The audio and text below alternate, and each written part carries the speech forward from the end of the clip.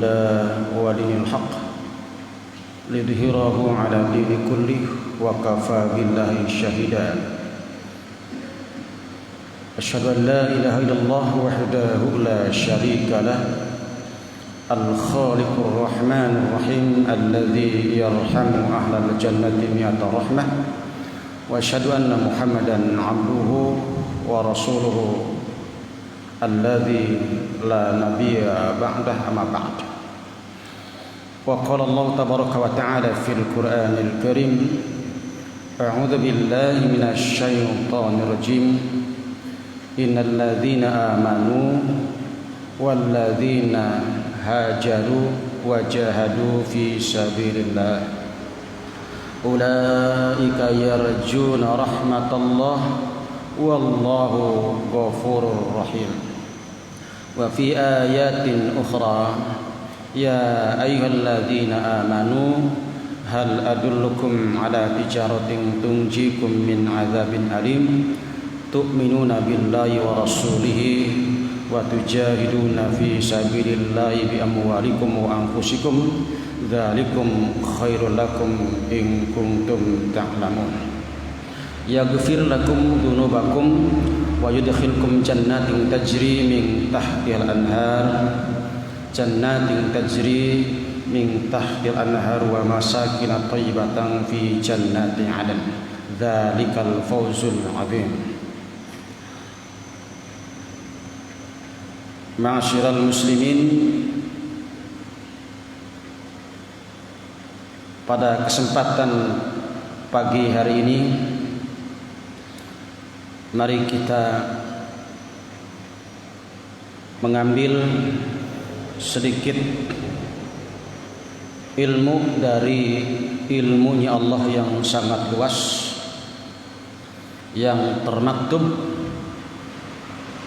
dalam beberapa ayat, di antaranya Al-Baqarah 218, kemudian surat Shaff ayat 10, 11 dan 12. Dalam Al-Baqarah 218 Allah menyatakan Innal ladzina amanu, sesungguhnya orang-orang yang beriman, wal ladzina hajaru, orang-orang yang berhijrah, wajahadu, orang-orang yang jihad, yang berjuang fi sabilillah, di jalan Allah, berjuang menegakkan kalimatullah, berjuang amar ma'ruf nahi munkar, berjuang untuk memberantas kebatilan, menegakkan kebenaran, berjuang untuk mengajak manusia agar meraih rahmat, ampunan dan fadilah dari Allah Subhanahu wa taala. Orang-orang yang seperti ini, orang-orang yang beriman, orang-orang yang berhijrah, serta orang-orang yang berjuang di jalan Allah, mereka semata-mata ulaika yarjuna rahmatallah. Mereka adalah orang-orang yang mengharap betul akan rahmat dari Allah Subhanahu wa taala. Wallahu ghafurur rahim, dan Allah Maha Pengampun lagi Maha Penyayang. Ikhwatul iman, pada ayat ini ada kalimat ulaika yarjuna rahmatallah. Mereka mengharap untuk mendapatkan rahmat dari Allah Subhanahu wa taala. Kalau kita baca beberapa ayat-ayat Quran, bahkan diterangkan dalam berbagai hadis, maka doa-doa para nabi adalah berharap agar Allah memberikan rahmat kepada mereka. Demikian juga para sahabat, demikian hamba-hamba Allah yang soleh. Maka mestinya kita pun sama, harus senantiasa berharap untuk mendapatkan rahmat dari Allah Subhanahu wa taala. Rahmat itu adalah iradatu isolil khair, kehendak Allah, keinginan Allah untuk memberikan sesuatu kebaikan. Itu makna dari rahmat. Istilah takrif untuk rahmat adalah kehendak Allah, keinginan Allah untuk memberikan kebaikan-kebaikan. Dan wajar kalau para nabi dan para rasul, para sahabat dan hamba-hamba Allah yang soleh senantiasa berharap untuk mendapatkan rahmat dari Allah. Kalau kita baca hadis riwayat Imam Abu Dawud, Rasul pernah berdoa dengan ungkapan Allahumma rahmataka arju fala takilni ila nafsi torfa'in. Ya Allah, hanya rahmatmu aku berharap. Allahumma rahmataka arju. Ya Allah, hanya rahmatmu aku berharap. Fala takilni ila nafsi torfata'in. Jangan kau serahkan kepadaku untuk mengurus diriku sendiri walaupun sekejap mata. Ikhwatul iman, kita milik Allah. Yang Allah beri, yang Allah ambil, semuanya milik Allah. Kita datang ke dunia kehendak Allah. Nanti kita pergi dari dunia ini untuk ke alam berikutnya juga maunya Allah. Apapun maunya Allah, kita harus siap untuk menerimanya. Tak ada bahasa tidak mau, karena kita ini hakikatnya adalah milik Allah. Kapan, cepat atau lambat, bila Allah panggil, itu sudah resiko yang harus kita terima. Yang terpenting adalah mari kita isi kesempatan hidup ini agar pada saatnya Allah panggil kita dalam keadaan siap dengan bekal amal yang cukup. Rasulullah menyampaikan dan berdoa, ya Allah, hanya rahmatmu yang aku harapkan. Kenapa bahasanya hanya rahmatmu? Redaksi doa yang Rasul panjatkan kepada Allah bukan arju rahmatak, tapi rahmataka arju. Didahulukan objeknya, kemudian diakhirkan subjeknya, punya makna secara khusus. Maka Nabi memohon hanya rahmat dari Allah. Karena dengan rahmat semuanya akan didapat. Ampunan akan didapat karena rahmat. Fadilah, keutamaan, kelipatan pahala akan didapat karena rahmat. Akan hidup mulia dunia dan akhirat karena rahmat. Bila orang mendapatkan rahmatnya Allah, pasti semuanya akan didapatkan. Tapi di bagian akhir Rasul tegaskan, fala takilni ila nafsi torfata'in. Janganlah engkau serahkan kepadaku untuk mengurus diriku sendiri walaupun sekejap mata. Kalau Allah nyuruh kepada kita, silakan urus dirimu, sanggup tidak? Ya, tidak usah lama-lama, sekejap mata saja, urus dirimu sendiri. Jujur, kita pengen hidup sehat, kalau bisa tak pernah sakit. Buktinya tak terhitung berapa kali kita sudah sakit. Kita ingin anggota badan kita bersih, buktinya mandi berkali-kali sekalipun tetap kita kotor. Ngurus mata kita saja kita enggak sanggup. Ngurus mata, satu bagian dari badan kita, uruslah matamu. Bisa enggak kita ngurus mata? Kenapa sekarang kita harus pakai kacamata? Kenapa kita sekarang harus pakai kacamata? tanda bahwa kita tak bisa ngurus mata. Nanti sudah pakai kacamata, pakai apa lagi ya? Kan? Bisa nggak ngurus hidung kita? Setahun saja tidak pilek, setahun aja nggak pilek, atau ada yang sebulan sampai berapa kali gitu pileknya. Bisa nggak ngurus itu? Demi Allah tidak akan sanggup kita kalau Allah serahkan kepada kita untuk mengurus diri kita sendiri, tak akan sanggup. Makanya doa Rasulullah, fala taqilni ila nafsi ya tarfata ain.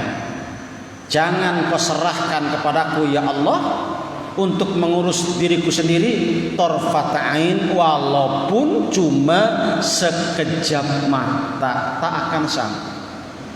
Namun yang paling penting pada doa Rasulullah adalah Allahumma rahmataka arju. Ya Allah, hanya rahmatmu yang aku harapkan. Doa-doa Rasul pada beberapa riwayat-riwayat hadis Nabi sering menggunakan kalimat rahmat. Contoh dalam hadis Imam Ahmad umpama, Rasul mengungkap dengan bahasa doa yang juga menggunakan rahmat. Ya. Allahumma gfir lana, ya Allah ampunilah dosa kami, warhamna, rahmatilah kami, wa tub alaina, terimalah taubat kami, innaka antat tawwabur rahim, karena engkau adalah maha penerima taubat lagi maha penyayang. Warhamna. Dalam sholat kita Rasul mengajarkan selain sesudah fil alaminna innaka hamidum majid, dalam tasyahud kita Rasul mengajarkan beberapa doa sebelum salam sebagai syariat tambahan, hukumnya sunnah. Selain minta perlindungan dari 4 hal, Allahumma inni a'udzubika min adzabi jahannam, dan seterusnya, dari adab jahanam, kemudian dari fitnah hidup dan mati, dari kejahatan dajjal, ya adab kubur. Selain itu Rasul mengajarkan Allahumma dzalamtu nafsi, ya Allahumma inni dzalamtu nafsi dzulman katsira wa la yaghfirud dzunuba illa anta faghfirli maghfiratan min indik warhamni innaka antal ghafurur rahim. Ya Allah, sesungguhnya aku sudah menganiaya, sudah mendolimi diriku sendiri. Allahumma inni dzalamtu nafsi dzulman katsira, dengan kedoliman yang begitu banyak. Walaupun sebenarnya Rasulullah dosa yang lalu, yang sekarang dan akan datang diampuni oleh Allah, tapi bahasa beliau Allahumma inni dzalamtu nafsi dzulman katsira, bahasa tawadu. Rasul saja senantiasa berdoa seperti itu. Ya Allah, sesungguhnya aku sudah menganiaya diriku sendiri dengan kedoliman begitu banyak. Allahumma inni dzalamtu nafsi dzulman katsira wa la yaghfirudz dzunuba illa anta. Tidak ada yang bisa mengampuni dosa-dosa kecuali Engkau. Faghfirli maghfiratan min indik. Ampunilah dosa-dosa, ya, ampunilah aku, ampunilah dosa-dosaku dari sisimu. Warhamni, dan rahmatilah aku, karena Engkau adalah maha pemberi taubat, maha penyayang. Itu doa Rasul. Bahkan doa Nabi Adam juga sama. Rabbana dzalamna anfusana fa illam taghfir lana wa tarhamna lanakunanna minal khasirin. Ya Tuhan kami, sungguhnya kami sudah mendolimi diri kami. Jika Engkau tidak mengampuni, jika Engkau tidak memberi rahmat kepada kami, pasti kami menjadi orang-orang yang zalim, termasuk orang-orang yang rugi, minal khasirin. Ini doa Nabi Adam alaihissalam, dan semua para nabi, termasuk Nabi Musa, Nabi Harun, minta kepada Allah, Allahumma adkhilni rahmatik, ya Allah masukkanlah kami dalam rahmatmu. Kenapa mereka meminta rahmat? Saking pentingnya, karena makna rahmat adalah tadi iradatu isalil khair, kehendak Allah, keinginan Allah untuk memberikan kebaikan. Dan kita memohon seperti itu dalam sholat kita, di kesempatan waktu-waktu yang Allah berikan.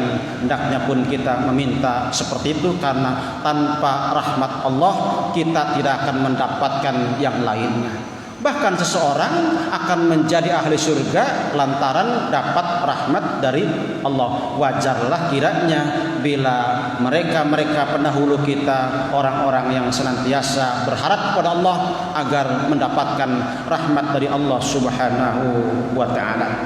Kembali kepada ayat-ayat yang sudah kita ungkap tadi. Allah tegaskan sesungguhnya orang-orang yang beriman, orang-orang yang hijrah, orang-orang yang berjihad di jalan Allah, mereka adalah orang-orang yang ulaika yarjuna rahmatallah wallahu ghafurur rahim.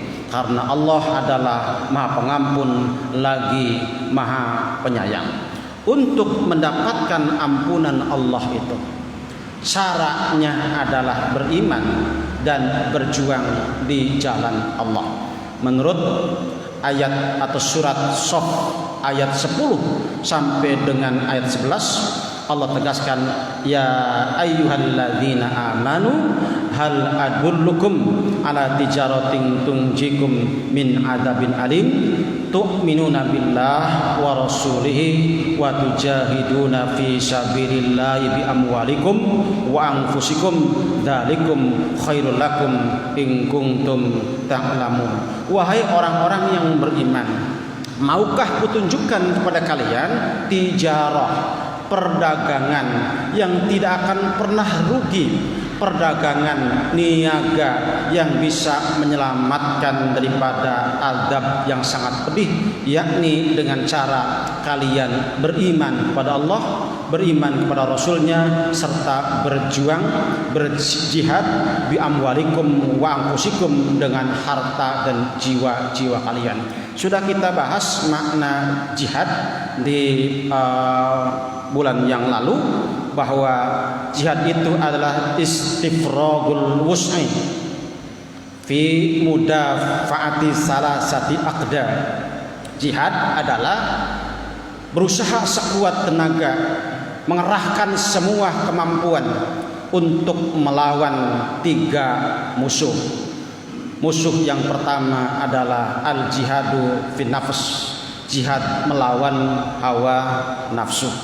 Hawa nafsu syahwah yang selalu cenderung untuk berbuat dosa kepada Allah, untuk maksiat kepada Allah, maka wajib untuk diperangi. Perang fisik ya sangat berat, harus meninggalkan keluarga, berkorban dengan jiwa dan harta.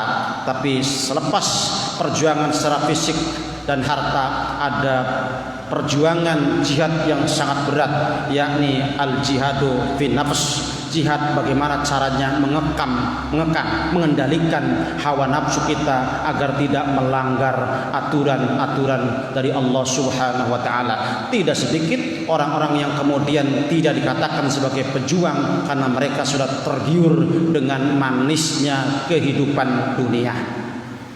Berarti tidak dianggap sebagai orang yang jihad. Yang kedua, al-jihadu lisyaitan, jihad untuk melawan setan yang cenderung senantiasa alladzi yuwaswisu fi sudurin nas, baik jin ataupun manusia, minal jinnati wan nas. Berjuang melawan bisikan setan yang senantiasa mengajak kepada kita mengambil celah kelemahan kita untuk tidak taat kepada Allah, bahkan untuk tidak jadi manakala kita ingin berbuat kebaikan. Setan senantiasa membisikkan agar kita tidak naik derajat, agar kita tidak menjadi orang yang sukses di akhirat, agar kita menjadi ahli neraka. Itulah qarin minasyaiton, qarin al-jin, ya. Qarin yang terus mengikuti kemanapun kita pergi. Setiap orang ada qarinnya. Asyaiton minal jin setan dari bangsa jin yang senantiasa mencari peluang celah kelemahan kita agar kita semakin jauh kepada Allah. Sampai kita mau taat pun tetap digoda. Berapa kali kita, bahkan mungkin berkali-kali, sholat kita selalu dalam lamunan di dalam sholat. Dohirnya kita sholat, tapi batinnya tidak terpaut dengan Allah. Itu tandanya kita kena jebakan setan. Di saat adzan dikumandangkan, setan lari karena benci dengan suara adzan. Ketika qomat disampaikan, maka setan juga lari. Beres qomat datang kepada kita takbiratul ihram, memulai sholat kita, maka setan langsung mengatakan, coba ingat ini, ingat yang itu, udhkur kada wa kada. Maka ketika sholat pikiran kita kemana-mana, sampai barang yang hilang pun ketemu ketika sholat. Setan pintar begitu. Jadi kalau mau nyari barang yang hilang, sholatlah, nanti ketemu barangnya. Tapi sholat apa namanya? Ya, sholat bid'ah ya. Nah, ikhwatul iman, oleh karena itu al-jihad li syaitan juga bagian yang sangat berat untuk kita perjuangkan karena wujudnya tak nampak.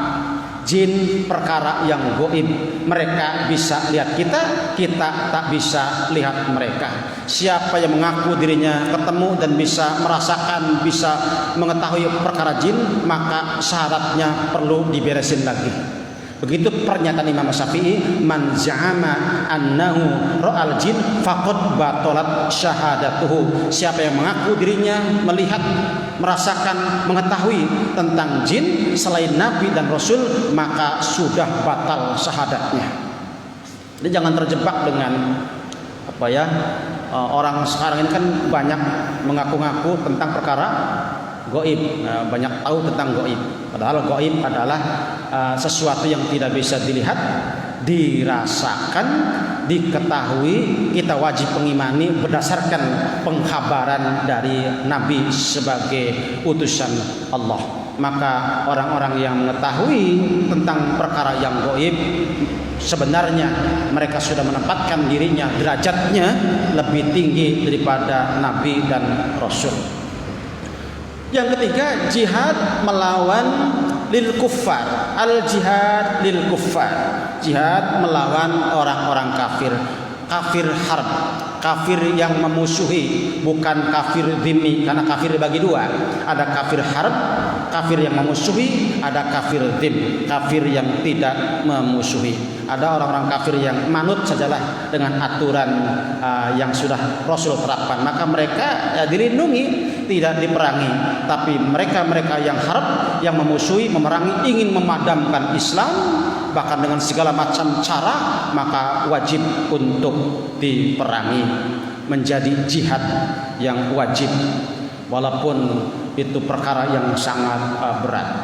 Zaman sahabat dulu, Umar bin Khattab harus menyadarkan Musailamah al-Kadzab, nabi palsu, mengutus utusannya, sampaikan mau tobat atau tidak. Kalau nggak mau tobat, perangi, karena sudah menghancurkan dan merusak, ya, menghilangkan nur Allah, yakni Al-Quran dan Sunnah, maka wajib untuk diperangi. Jadi jangan punya kesimpulan di mana ada orang kafir, bomlah di situ. Nah, lihat dulu kafirnya memusuhi Islam atau tidak, karena Islam sebenarnya tidak mau perang.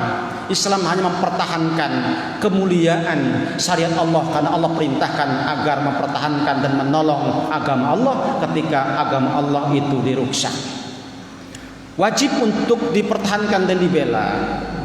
Orang-orang yang membenci Nabi dan Rasul wajib untuk diperangi, karena memang Allah perintahkan harus menolong para nabi, menolong agama Allah dengan janji siapa yang menolong agama Allah, Allah pun akan tolong kita.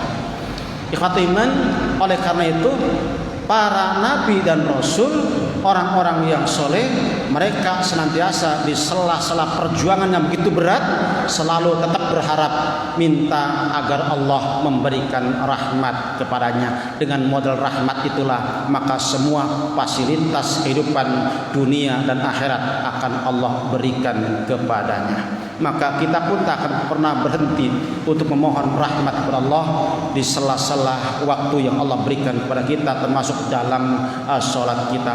Bila kita sudah seperti itu, beriman kepada Allah, mau berjuang dengan harta dan jiwa kita, maka Allah berjanji, yaghfir lakum dunubakum, Allah mengampuni dosa-dosa kalian, dan wa yudkhilkum jannatin tajri min tahtil anhar wa masakin thayyibatan fi jannati 'adn dzalikal fawzul 'adzim. Allah berikan ampunan, Allah berikan tempat istimewa di dalam surga yang sering Allah beri nama atau sebutan Al-Husna. Lilladzina ahsanul husna wa ziyadah, untuk orang-orang yang senantiasa berbuat kebaikan maka Allah berikan al-husna, nilai yang sangat berharga, yang paling baik, yakni al-jannah wa ziyadah, serta ada tambahan untuk bisa melihat Allah. Walahum ma yasha'una fiha waladaina mazid. Untuk mereka para ahli surga, selain mendapatkan berbagai macam kenikmatan surga, juga ada kenikmatan yang paling nikmat, yakni ada tambahan untuk bisa bertemu, melihat, berjumpa, bersua dengan Allah kelak yaumul qiyamah di padang mahsyar. Itu barangkali yang bisa saya sampaikan. Mangga bila ada hal-hal yang perlu ditanyakan sebelum saya tutup.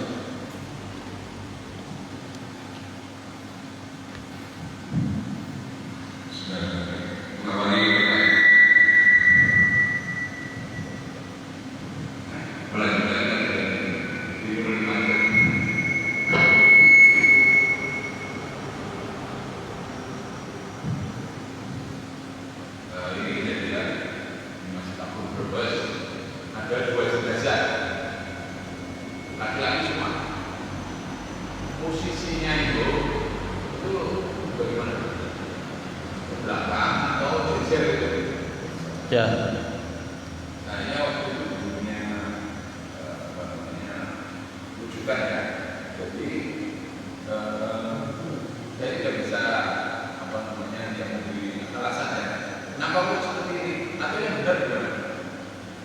Timur, barat, ujungan, atau jejer itu? Ya. Kalau jejer, posisi imam itu di mana? Nah, mohon penjelasannya barangkali ada dua-dua yang bisa dirujukan. Ya, baik. Saya belum mendapatkan ketika mayit lebih dari satu nyimpennya atau meletakkannya sebelum disolati seperti apa.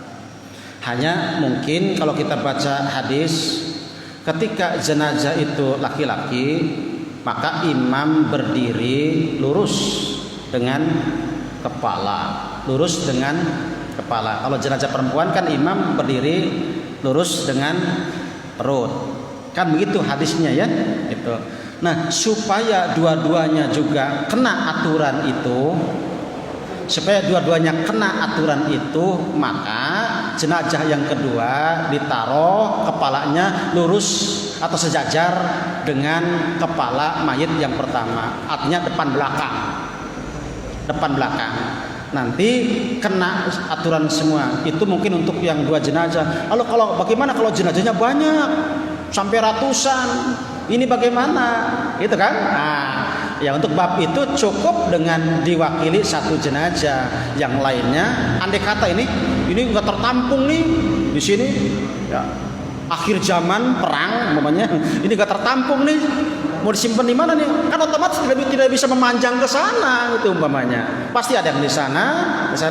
Maka untuk kondisi seperti itu, maka cukup dengan patokan satu jenazah saja, imam menghadap ke kepala, lurus dengan kepala jenazah kalau memang laki-laki. Kalau perempuan dengan perutnya. Lalu bagaimana kalau jenazahnya laki-laki perempuan? Campur nih, karena yang mati bukan hanya laki-laki, ya kan? Ada juga perempuan. Nah, dalam hal seperti itu ya sudah, karena tetap dalam aturan itu tetap laki-laki lebih diutamakan dalam bab sholat ya, termasuk dalam sholat jenazah. Maka hemat saya mensolati jenazah semuanya dengan cara satu mayat laki-laki di depan untuk kemudian imam menghadap ke kepala, yang lainnya otomatis, karena nanti doanya kan Allah maghfir li hayyina wa mayyitina, tidak terfokus kepada satu mayit tapi kepada mayit-mayit yang ada dan mayit-mayit yang sudah mendahului. Allah maghfir li hayyina wa mayyitina wa syahidina wa ghaibina, terus itu kan doanya tidak hanya terfokus pada satu jenazah. Makanya ketika ada yang mati su'ul khotimah, habis korupsi mati, itu kan su'ul khotimah. Secara dalil keyakinan kita mengatakan ahli neraka karena su'ul khotimah. Apakah tidak perlu disolati? Solatin saja, karena doa kita bukan hanya untuk doa kita. Kalau hati enggak ini kan, kalau terfokus pada jenazah itu percuma, ke neraka, Allah maghfir, ampunilah, ngambang. Tapi ada dibantu dengan doa kita bukan hanya untuk jenazah yang ini, tapi juga jenazah yang lain yang sudah mendahului. Persis seperti Rasulullah menyolati ketika ada seorang penjaga masjid yang dimakamkan di malam hari, Rasul tidak diberitahu, maka Rasul kemudian minta tunjukkan mana makamnya. Lalu Rasul menyolatinya, kata Rasul, sebelum aku solati alam barzah, alam kubur orang ini dan yang lainnya dalam keadaan gelap. Sesudah aku menyolatinya, maka alam barzah orang ini dan makam-makam yang lainnya, alam barzah yang lainnya ikut terang. Karena doa Nabi tidak hanya terfokus kepada satu orang itu, tapi juga untuk yang lainnya. Itu pentingnya kita wajib menghafal doa jenazah. Jangan hanya taunya Allah maghfir lahu saja. Allah maghfir lahu, ya Allah ampunilah dia, matinya habis korupsi. Kan ngambang doa kita. Ngambang doa kita. Tapi kalau Allah maghfir li hayyina, itu tidak hanya terfokus pada satu jenazah, tapi juga kepada mayit-mayit yang lain, baik yang barusan meninggal atau yang sudah lama. Begitu barangkali Pak ketentuan.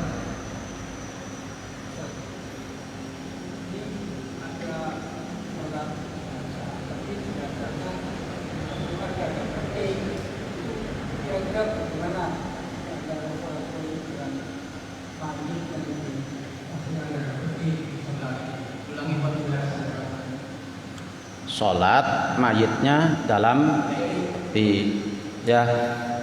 satu, biasanya yang pakai peti itu agama biasanya. Saya terangkan dulu urusan pakai peti, pakai apa yang di Islam tuh keranda, ya. Urusan pakai peti, pakai keranda atau pakai apa, itu semuanya urusan dunia. Ya, semuanya urusan dunia. Tetapi ketika satu perkara itu sudah menjadi ciri khas agama lain, ketika satu khas itu sudah menjadi ciri khas agama lain, contoh di mereka kalau meninggal itu dipakai jas, pakai baju, pakai sepatu, pakai kopiah. Saya pernah lihat itu ya di daerah Subang sana. Ada orang yang baca Qurannya bagus kemudian masuk agama ya Kristen, lalu meninggal. Setelah meninggal kemudian dihias layaknya pengantin, kopiah, pakai baju, pakai jas, pakai sepatu, duduk seperti pengantin. Nah, karena itu sudah menjadi ciri khas mereka, maka Islam jangan begitu. Islam jangan begitu.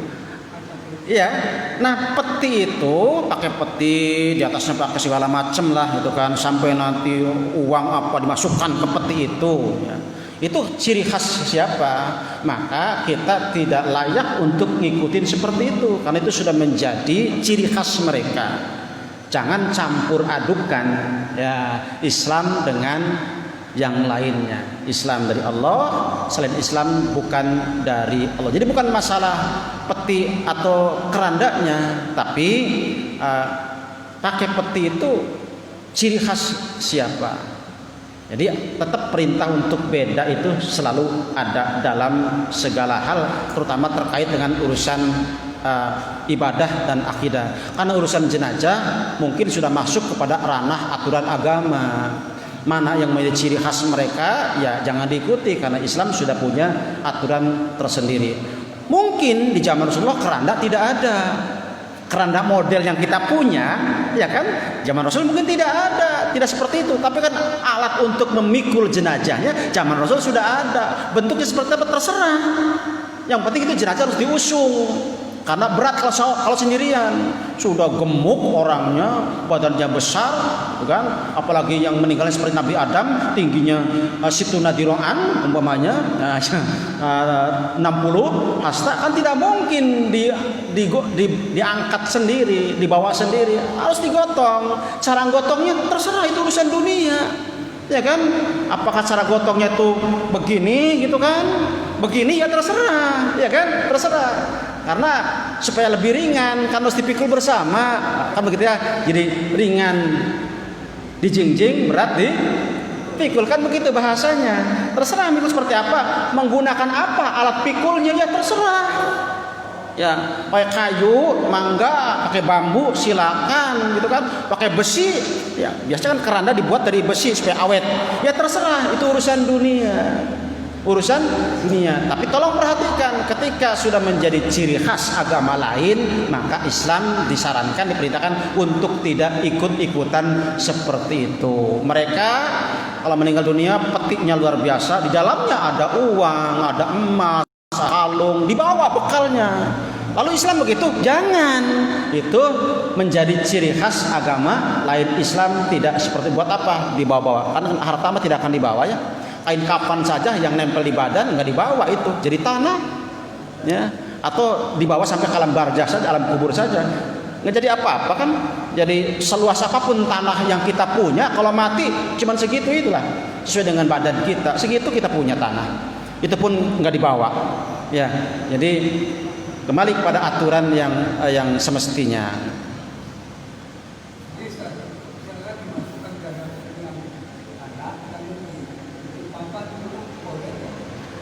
Makanya urusan dikasih papan atau tidak urusan dunia, ya kan? Termasuk kasih ganjel tidak Pak? Ganjel itu urusan dunia. Supaya tetap miring menghadap ke kiblat, diganjel. Terserah, itu urusan dunia. Tapi kalau ada keyakinan harus diganjel. Kalau nggak diganjel nanti ini bisa bangun besoknya jenazah. Nah itu keyakinan. Ya, jadi tidak benar gitu ya. Ya kan? Pak, talinya dilepas atau tidak? Tanyakan kenapa dilepas. Iya kan? Kenapa diganjal? Ya kan? Diganjal pas supaya enggak ini karena susah untuk, nah ya mangga, ya kan? Jadi kaitannya urusan dunia. Mau dikasih papan atau diganti, bukan papan Pak, pakai besi, ya silakan. Bukan besi Pak, pakainya apa? Pakai ranjang tidurnya untuk nutup, terserah, ya kan? Itu urusan dunia. Ya, itu kan untuk keamanan Pak, supaya tidak langsung jeblos ketika, ya kan? Karena sebenarnya tanpa pakai papan pun nggak jadi soal. Masukkan ke liang lahat, pelan-pelan lah diuruk, ya kan? Kenapa harus pakai papan? Biasanya kembali kepada kasihan. Kalau nggak dihalangin begini, kasihan. Ya tidak usah kasihan, kalau sudah mati ya dikubur, ya kan? Yang namanya dikubur ya diuruk dengan tanah. Ya kan? Cuman kita tidak menyalahkan yang pakai papan karena itu mungkin untuk menjaga. Tapi sebenarnya ketika papannya rapuh, jeblos. Bener gak? Ketika papannya rapuh, jeblos. Terjadi kuburan banyak yang jeblos karena papannya sudah rapuh, maka jeblos. Makanya menurut saya tidak mesti harus pakai papan. Ya kan? Iya kan? Uruk pelan-pelan. Kasihan Pak, langsung ke tanah. Ya memang begitu namanya orang makam kan. Silakan Bapak lihat ketika di Madinah sedikit banyak orang yang meninggal di sana, orang Arab memakamkan jenazah-jenazah yang umroh ataupun yang haji, apakah pakai papan? Tidak, langsung saja. Dan tidak ditembok, cukup ciri saja. Karena apa? Gantian. Tahun depannya akan ada lagi yang umroh terus meninggal dunia, gantian.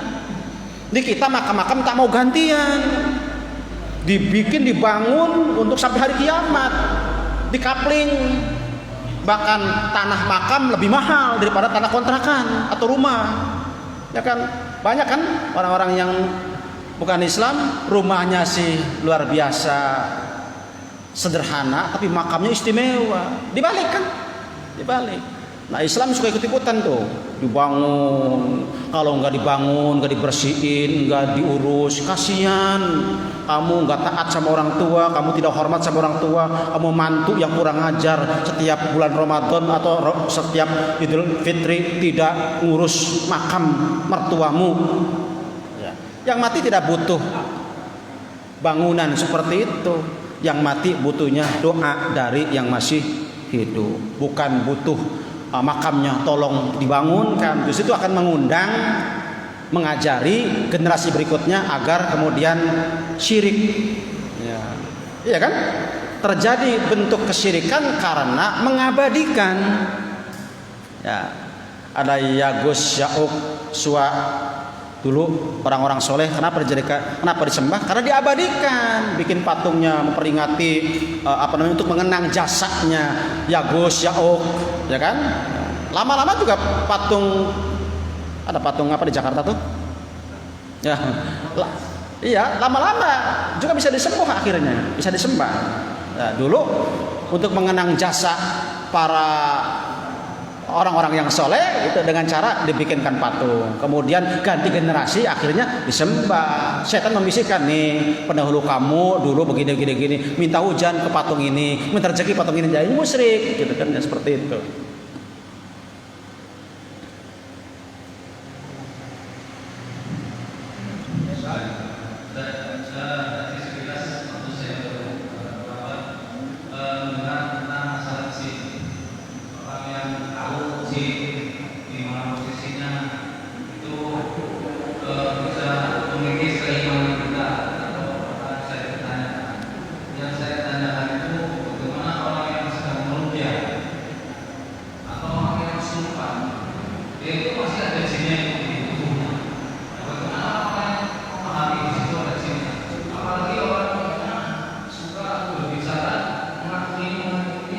Dan sebetulnya diri kita tahu apa pada saat dia sumpah, dia itu jadi paham semua sampai urusan apapun dia akan tahu. Lalu yang saya katakan juga, apakah dulu Rasulullah juga mengikat jin di tiap masjid? Artinya selain Rasulullah pun artinya ada yang bisa melihat jin itu ada Rasulullah. Kalau dia Rasulullah seperti manusia biasa, sama dengan syariat yang lain. Iya. Untuk khusus jin harus baca surat jin. Untuk perkara jin harus baca khusus surat jin. Nanti akan tahu di situ bahwa jin ada yang muslim, ada yang kafir. Jin sama dengan kita, ya, punya pola pikir, pendapat yang berbeda, beda sama. Ada yang taat, ya, ada yang qasitun, ada yang gitu kan, muslimun, ada yang kafir, ada yang mukmin, Islam. Kunna tara'iqa qidada, kami punya pola pikir yang berbeda-beda. Kami ada yang waminas solihun, waminad duna dzalik, ada yang soleh, ada yang enggak soleh. Sama dengan kita dalam beribadah. Wa ma khalaqtul jinna wal insa illa sama. Kan seperti itu. Baca surat jinnya. Dalam surat jin bagian terakhir, alimul ghaib fala yudhiru ala ghaibihi ahada illa man irtada min rasul. Allah yang maha gaib tidak memperlihatkan, tidak mengajarkan, tidak memberitahu perkara yang gaib kecuali kepada yang Allah ridhoi. Ila manir tadha min rasul, kecuali orang yang Allah ridhoi. Itu pun yang derajatnya rasul. Kalau derajatnya rasul, nabi baru ada hak untuk mendapatkan perkara yang gaib. Itu kata surat jin. Makanya Imam Syafi'i tegas tadi mengatakan, siapa yang mengaku bisa mengetahui, bisa melihat, bisa merasakan adanya jin, bisa tahu tentang jin, maka kata Imam Syafi'i, batalat syahadatuhu, diperbaiki syahadatnya, ya, rusak syahadatnya, batal syahadatnya. Kata Imam Syafi'i kan begitu. Jadi karena memang jin perkara gaib, Kita mengimani jin karena pengkhabaran, ada informasi dari Nabi dan Rasul. Rasul tidak semua Nabi tahu tentang jin, tidak semua Nabi tahu. Rasulullah dakwahnya betul bukan hanya kepada manusia, tapi juga kepada bangsa jin. Di saat surat jin itu sebelum turun, maka Rasulullah sedang ngaji, Rasulullah sedang tausiah. Maka jadi awalnya kan qul uhiya ilayya ana ustama'na minal jin. Rasul sampaikan kepada para sahabat bahwa tadi rombongan jin ikut belajar. Rombongan jin ikut belajar. Rasul hanya menyampaikan, bukan berarti Rasulullah itu mengetahui ada jin-jin datang, tidak. Allah perintahkan sampaikan kepada sahabat tadi rombongan jin ikut belajar. Walaupun nanti walaupun beberapa kali Rasul diperlihatkan, Rasul bisa melihat perkara jin. Bahkan para sahabat bisa menangkap jin itu ketika jinnya sudah robah wujud manusia. Masih ingat satu cerita dalam hadis Nabi yang diikat ya kan di tiang masjid kan begitu. Kalau wujud yang aslinya tak mungkin bisa tertangkap, tapi kalau sudah robah wujud itu bisa ditangkap. Makanya wujud yang aslinya tidak bisa gitu untuk kita lihat wujud yang aslinya, tak bisa kita lihat. Kalau sudah robah wujud manusia, wujud yang lainnya baru nanti bisa kelihatan. Yaumul qiyamah di akhir zaman ketika orang sudah mulai lepas kendali, tak tahu mana jalan yang lurus, mana yang tidak, maka setan akan robah wujud manusia. Setan akan robah jin kafir akan robah wujud manusia, kemudian mengajak orang-orang untuk menyembah patung. Akhir zaman nanti tetap robah wujud manusia gitu. Wujud yang aslinya tidak terlihat karena mereka adalah makhluk gaib. Mereka bisa melihat kita tak bisa melihat mereka. Begitu beberapa ayat Allah sampaikan bahwa jin termasuk ranah gaib, bukan makhluk dohir. Bukan dohir tapi gaib, makhluk halus bukan dohir. Hanya kita wajib mengimani karena perkara yang gaib tak bisa dirasa, tak bisa diraba, tak bisa dilihat. Kan begitu. Sama dengan kita mengimani adanya malaikat, hanya sebatas pengetahuan yang Rasul Allah terangkan. Ada malaikat yang punya sayap 2, sayapnya 4. Kita hanya wajib mengimani. Seperti apa keadaan malaikat ya kita tidak tahu, kan itu ranahnya ranah gaib. Sama dengan bangsa jin, karena itu gaib maka kita tak tahu banyak tentang urusan gaib.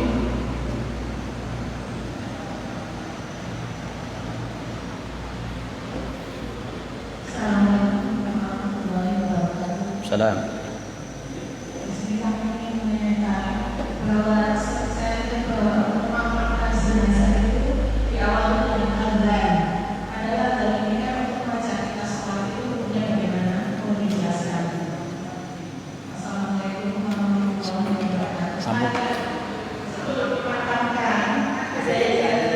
Sebelum dimakamkan diadani.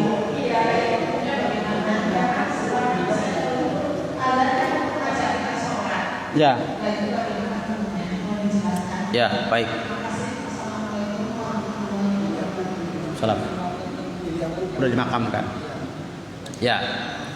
Makanya harus disepakati dulu adzan itu apa.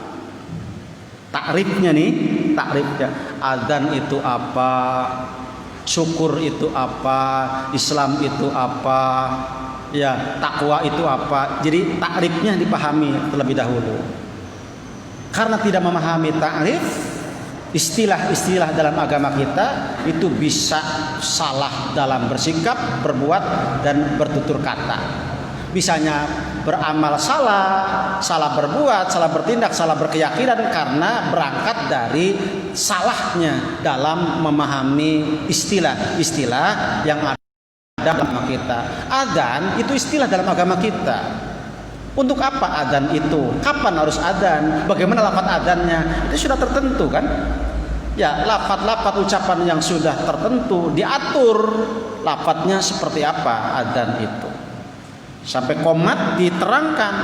Allah Akbarnya boleh sekali, boleh 2 kali untuk qomat. Diterangkan seperti itu kan? Ya. Adzan itu kapan?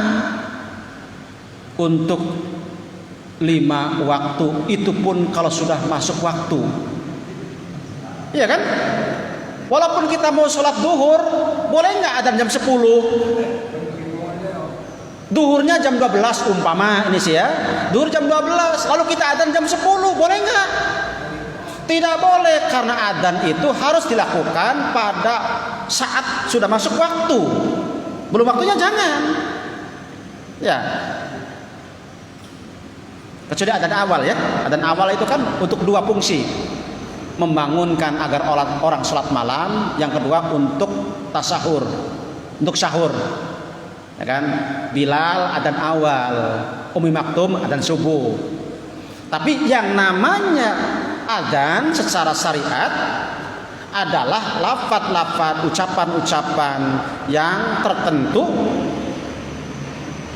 dilakukan pada waktu tertentu untuk sholat tertentu. Tidak semua sholat pakai adzan. Bahaya nanti kalau semua sholat pakai adzan. Bapak masuk masjid tahiyatul, ya adzan dulu. Adzan dulu. Salat duha adzan dulu. Rawatib repot. Dan Islam tidak mungkin begitu. Jadi untuk sholat saja tidak semuanya pakai adzan. Pertanyaannya, untuk sholat saja tidak pakai adzan, untuk sholat saja yang sunnah itu tidak pakai adzan. Sholat Idul Fitri, Idul Adha begitu banyak yang hadir nggak pakai adzan, nggak pakai qomat. Betul nggak? Iya kan? Idul Fitri, nanti taraweh nanti pakai adzan. Di 2 kali, adzan untuk isya, berikutnya adzan untuk taraweh. Kan begitu akhirnya. Kalau dipahami adzan itu untuk semua sholat, makanya adzan untuk sholat tertentu 5 waktu pada waktu tertentu dengan lafaz-lafaz yang tertentu yang sudah diatur oleh syariat secara tertentu. Kan begitu. Nah sekarang untuk bab sholat saja tidak semua sholat pakai adzan, apalagi untuk mayit. Apalagi untuk mayit. Ajakan sholat untuk yang masih hidup. Apa gunanya ngajak orang mati untuk sholat?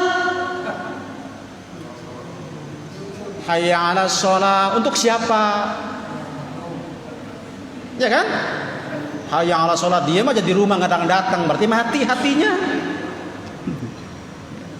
Ini sudah inqata'a amaluhu, sudah putus semua kewajibannya, masih hayu diajak sholat.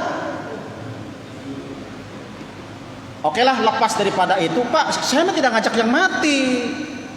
Tapi begini aturan dari Islam, ya mana dalilnya? Kan begitu enak. Hadisnya mana? Contoh Rasulnya apa begitu atau tidak? Setahu kita secara dalil Rasul hanya mengajarkan kalau beres pemakaman, Rasul kemudian menyampaikan istaghfiru li akhikum, menyampaikan kepada yang hadir agar mendoakan jenazah yang barusan selesai dimakamkan, tidak menggunakan qomatlah kalian, adzanlah kalian, tidak Rasul contohkan. Maka yang Nabi tidak contohkan, Nabi tidak ajarkan, jangan merasa lebih pintar kemudian kita mengerjakan yang tidak Nabi ajarkan. Jangan memilih yang tidak Nabi pilihkan. Pilihlah yang Nabi pilihkan untuk kita. Karena Islam wajib memilih. Apa yang kita pilih? Yang Nabi pilihkan untuk kita. Jangan milih sendiri yang bukan dari Nabi.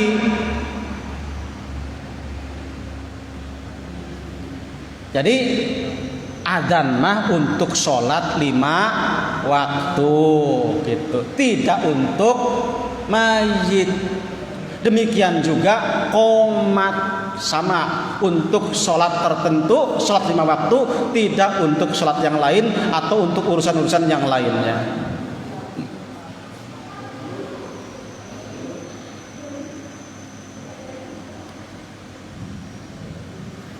Assalamualaikum warahmatullahi wabarakatuh. Salam.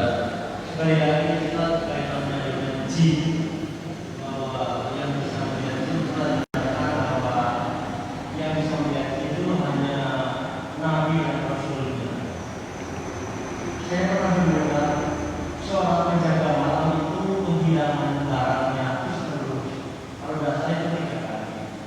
kali tidak, 2 kali tidak, yang ketiga kali tidak, ketahuan karena baca dengan surat ini mau dilaporkan tidak mau, tapi baca surat ini, tapi kan dia mengaji, mau dia selama itu. Iya.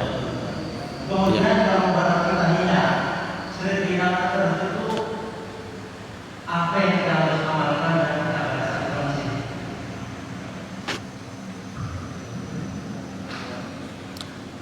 Sahabat Nabi Abu Hurairah ditugaskan untuk menjaga harta zakat. Begitu.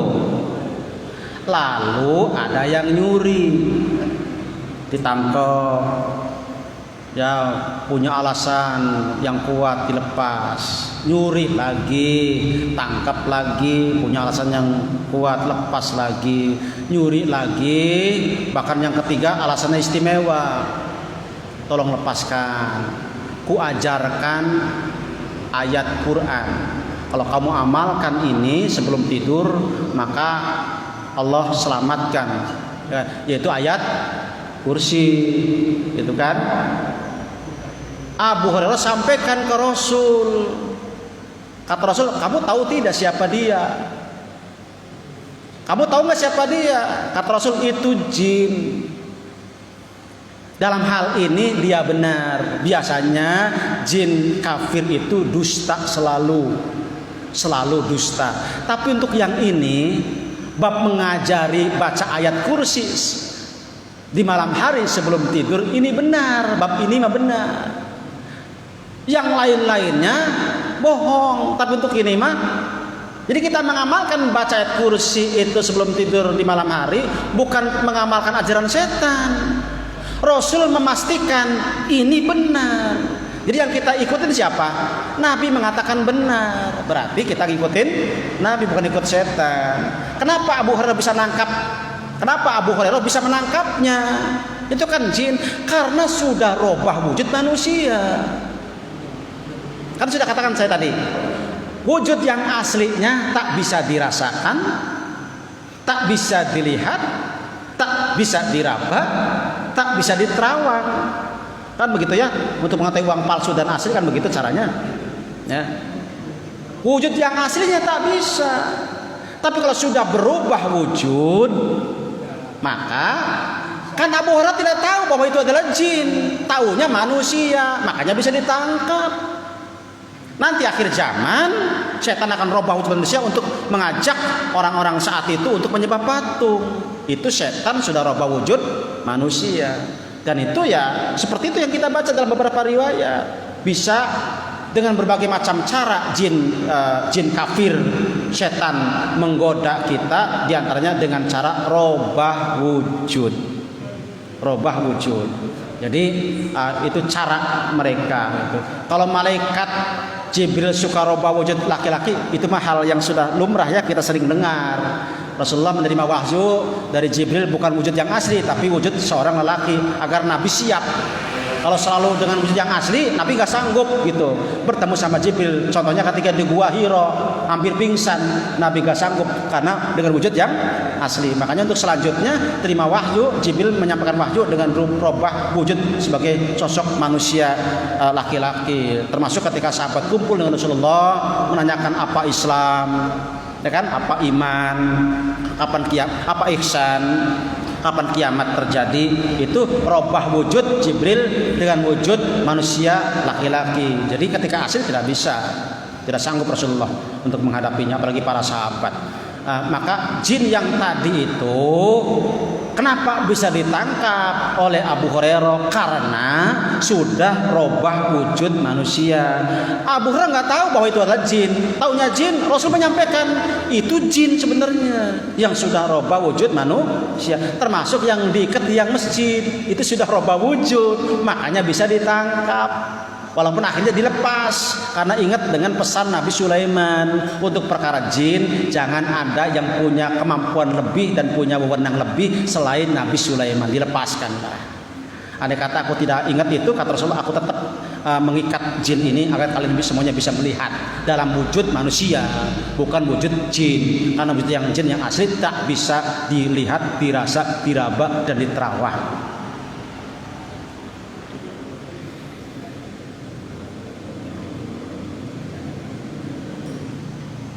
Cukup? Cukup sudah siang?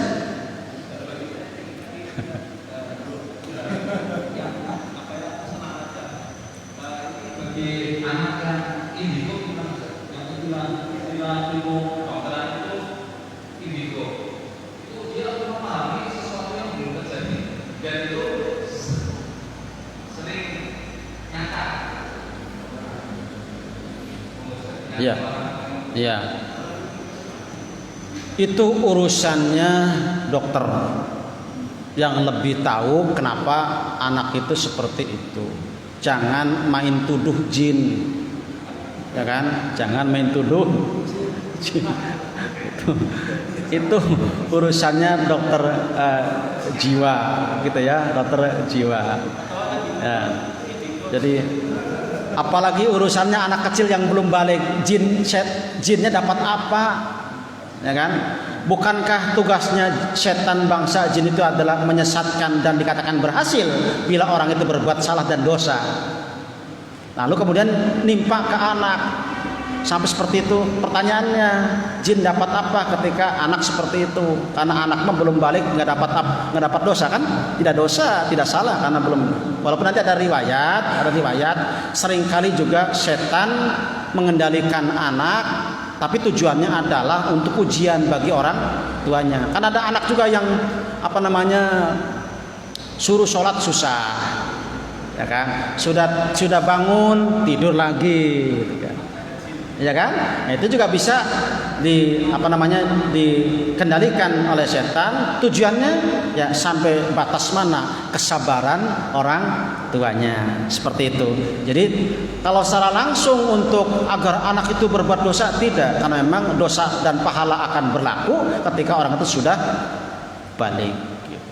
Jadi anak yang seperti itu ya itu bagian ada urat-urat kabel-kabel yang konslet, itu bagian yang ahli dalam bab itu. Seringkali banyak, jangankan anak-anak, ada orang tua bahkan jamaah kita istrinya menyampaikan, Pak Ustadz, suami saya begini, kalau mengerjakan sesuatu tidak pernah selesai, diajak ngobrol gak pernah nyambung, saya kesini dia kesana, ini gimana Pak Ustadz? Diruqyah sudah berkali-kali Pak Ustadz gak sembuh-sembuh. Saya bilang cerita dari awal seperti apa, ajak ngobrol terus, kemudian harus sering ikut ngaji. Disarankan sering ikut tausiah, ikut ngaji. Karena sudah berkali-kali diruqyah, ya, kemudian tidak ada hasil. Ya, karena anggapannya tadi ada jin tadi. Ya. Walaupun untuk meyakini jin bisa masuk ke badan kita juga dipertanyakan, betul nggak syariat seperti itu mengajarkan, ya kan? Karena nggak sembuh-sembuh, kemudian saya punya saran udah sering ikut hadir ngaji, kemudian sering-sering untuk ngobrol seperti ini. Alhamdulillah kemudian normal, guru SMP, kemudian normal, sekarang sudah rajin taat dan kalau ketemu masya Allah orangnya. Awalnya bertahun seperti itu.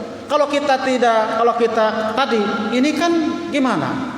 Ya, jadi tanyakan. Ini kan kadang-kadang orang seperti itu kan ada masalah apa sebelumnya? Ya kan, kemudian adakah yang konslet, karena seringkali anak-anak itu terganggu karena faktor kesehatan, diantaranya adalah ketika listrik itu kan tidak nyala ketika kabelnya rusak. Seringkali ini anak ngomongnya telat, oh ini harus ditangani oleh dokter khusus, ya kan? Nah, bagian akupuntur umpamanya, terus terapi seperti itu bisa normal. Karena ada terkait dengan masalah kesehatan. Jadi jangan gampang nuduh jin. Kalau jinnya bisa ketemu sama kita dan bisa nampak dengan jelas, saya salah apa? Kamu salahkan saya terus, kan ya.